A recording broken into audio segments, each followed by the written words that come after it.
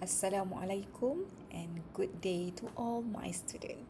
Welcome to International Human Resource Management BA 31103 class. Our topic today is Introduction to International Human Resource Management.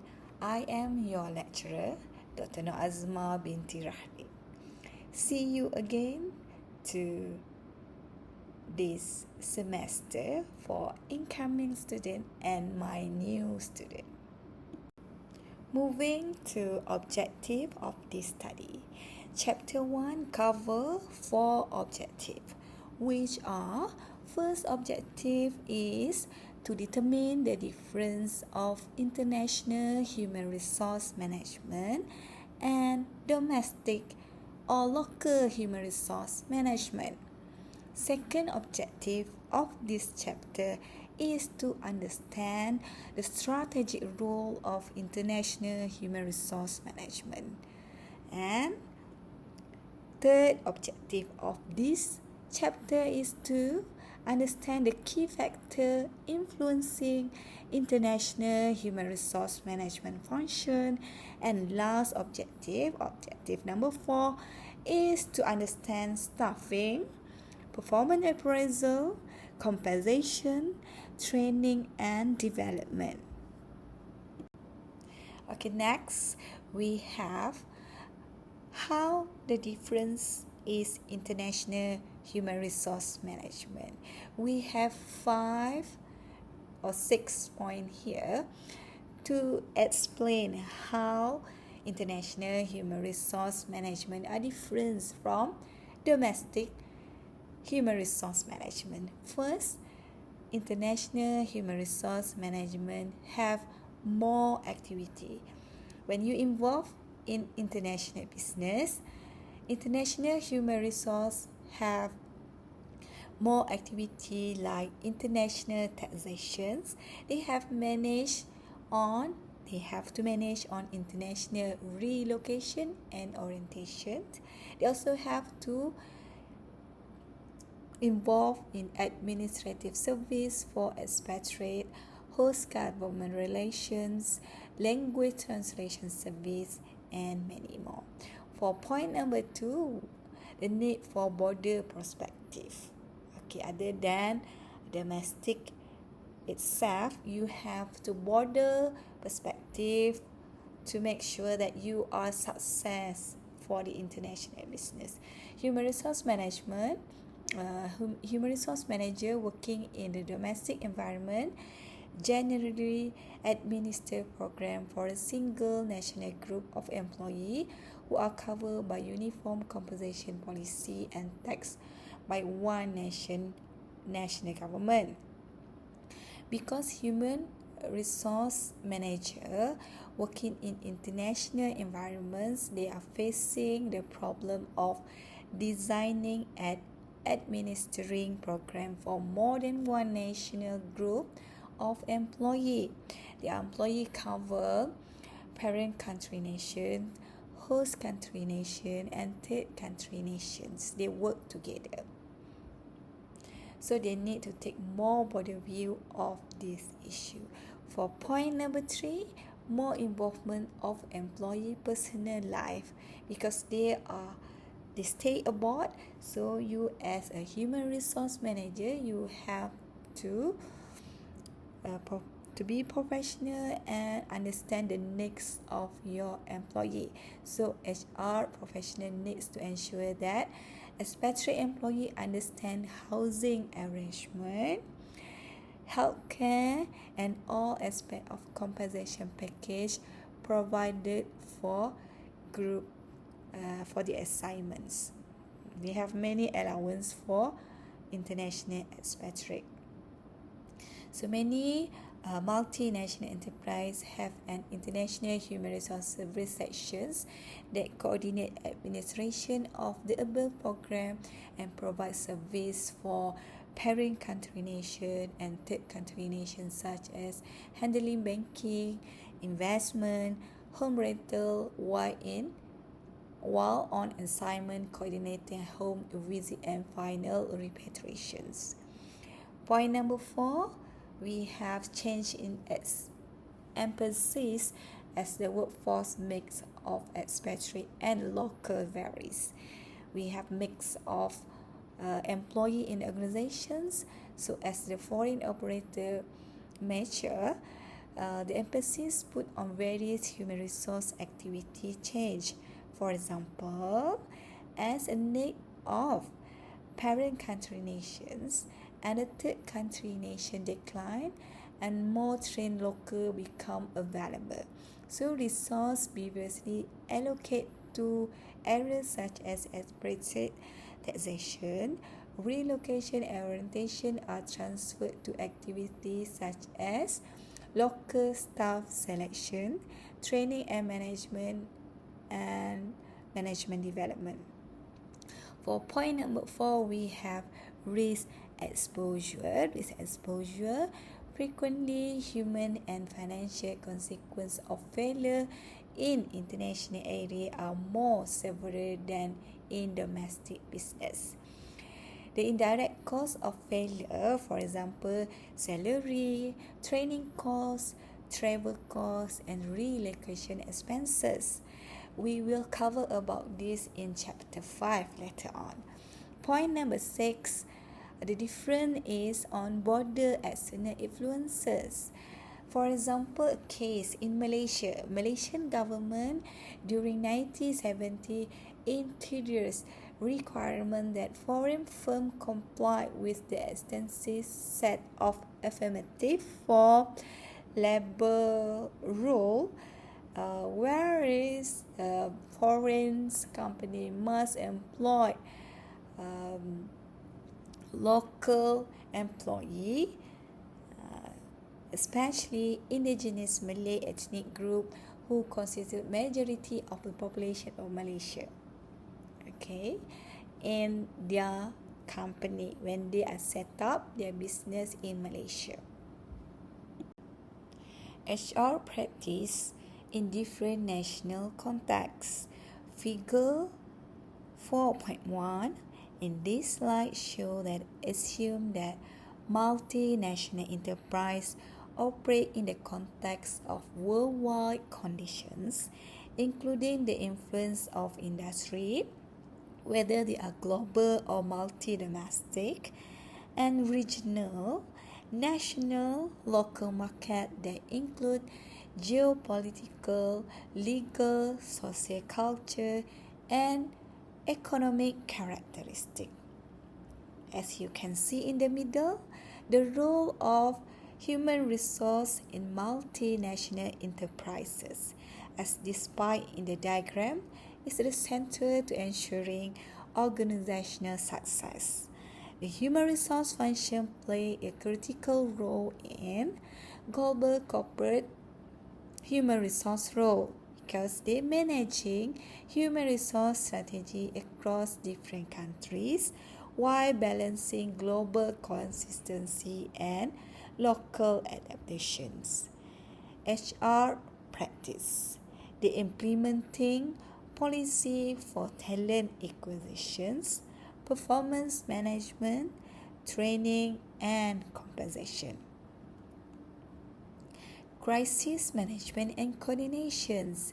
Human resource function have to responding to the disruptions like economic downturn, political instability, or global crisis. HR is influenced by internal and external factors. For external factors, example PESTER analysis include environment dynamic and organizational factors, for example corporate governance, multinational enterprise structure, ultimately empathic multinational enterprise performance in terms of their financial, social, and resilient aspect. Moving on, key factors influencing domestic and international activities of human resource functions. So we have 5 factors that influencing human resource management functions, either they are domestic or international. First factor is culture environment. Second factor is industry or industry within which multinational is primarily involved. Third factor is complexity involved in operating in different countries and employing different national categories of employee. Factor number 4 is attitude of senior management. Point number 5 is extent of reliance of multinational on its home country domestic market. Okay, class, now we stay in 5 key factors influencing human resource functions. First is culture. So in this slide, I will explain more about culture. Okay, first we start with definitions. Definition of culture. Culture is a concept with multiple definitions, but it generally refers to a shaping process over time. So next, we have stability and shared knowledge. It refers to culture help create relative stable in a society by establishing shared knowledge structures. It reduces variability in a value, behavior norms, and pattern of behavior. Inside the culture, we have another type that we call culture shock.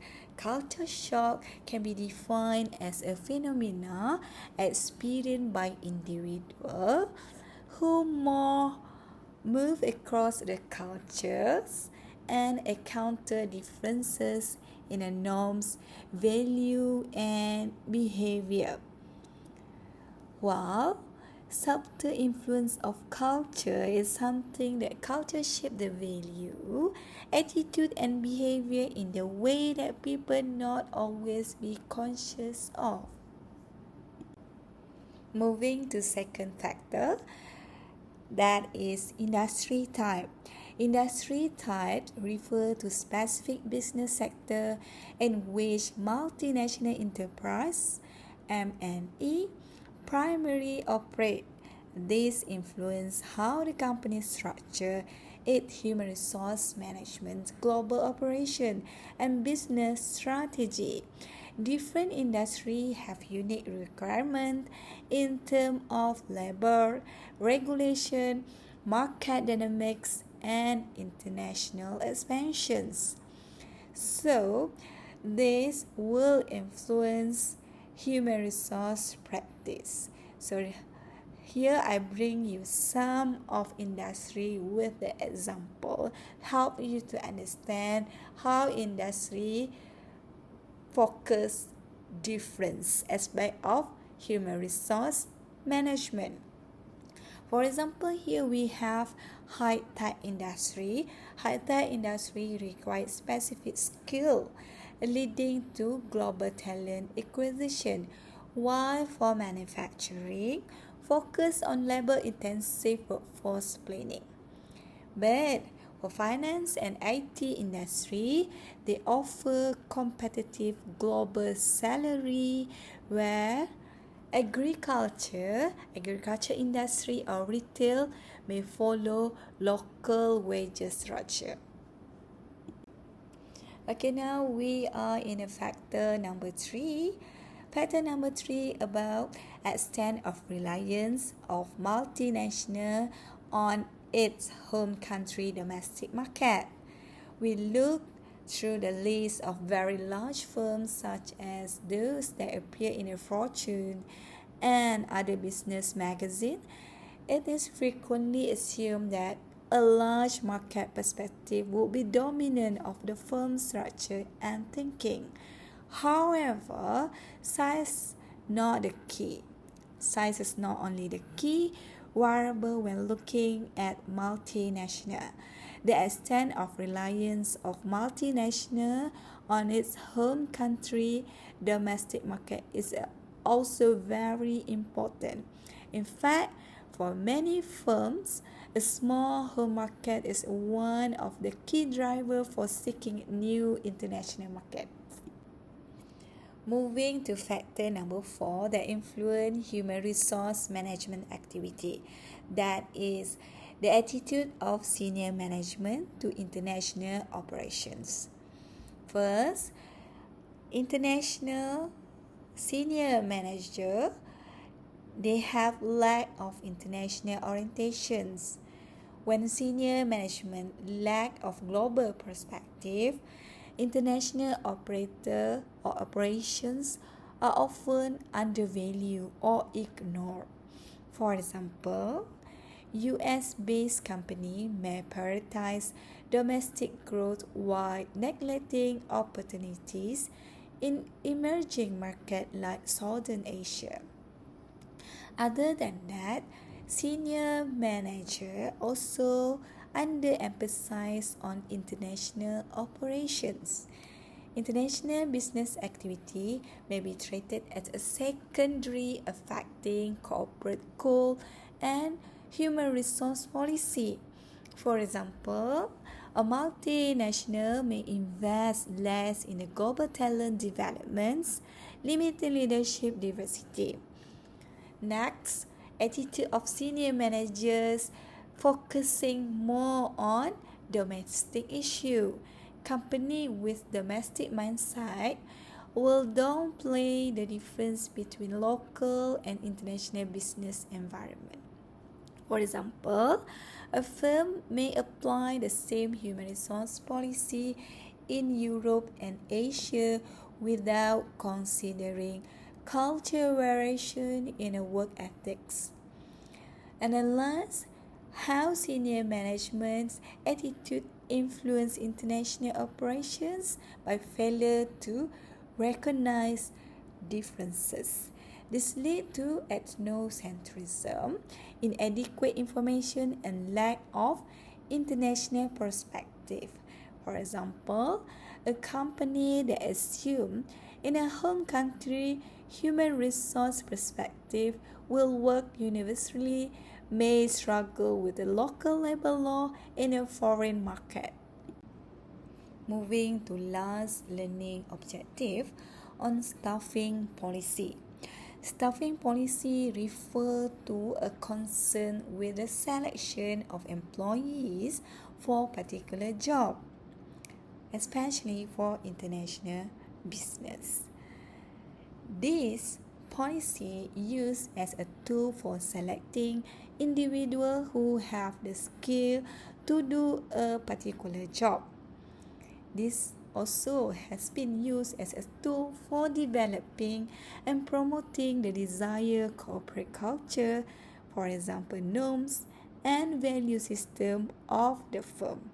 Staffing policy have 3 types that is commonly used for international businesses or in international human resource management. First type of staffing is ethnocentric approach. We use ethnocentric approach when all key management positions are filled by parent country nations. Host country have lack of qualified professional. And another things or reason we use ethnocentric approach because of we want to maintain unified corporate culture in a foreign setup business. A second staffing policy type is polycentric approach. Polycentric approach applied when decentralized control. Business units in different countries have autonomy from home office like local corporations. So this type of staffing policy much more less expensive to be implemented in a foreign setup businesses. Next, we have geocentric. Geocentric is a combination between ethnocentric approach and polycentric approach. geocentric, seeking the best people for the key job. It's through the organizations, regardless country, nation. They select the best people.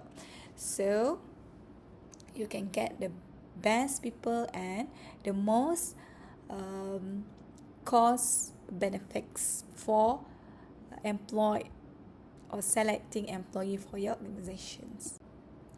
Performance appraiser. These are the systems used to evaluate the performance of manager against some criteria that the firms judge to be important for the implementation of the strategy and attainment of the competitive advantage. The important element of control system. There are two groups evaluate the performance of expatriate. In international human resource management, you have two groups, which are host country manager and home country manager. Performance appraiser for international human resource management subject for bias by culture, frames of reference, and expectations. They also vary for the consultations of the home country manager to balance out. Compensations. National difference in compensations. Different countries have different compensations standard. Payment according to the global standard or country specific standard. Base salary in the same range as a salary for similar position in a home country. They also receive foreign service premium for extra pay to work outside of the country of origin, offer as inducement to accept foreign positions, compensate for living in unfamiliar country, and they have allowance, many type of allowance to support international assignment in a foreign country. And then last here we have training and management development, MDB. After selections, the next step is training the manager to do specific job. MDP is a broader concept. It is intended to develop managers' skill over career in the firm. For example, sending manager on a various foreign position over years to build her cross cultural sensitivity and experience. Training and development also can enhance management and leadership skill of the executive. Okay, that's all for chapter 1. Thank you for your attention. See you again for next chapter.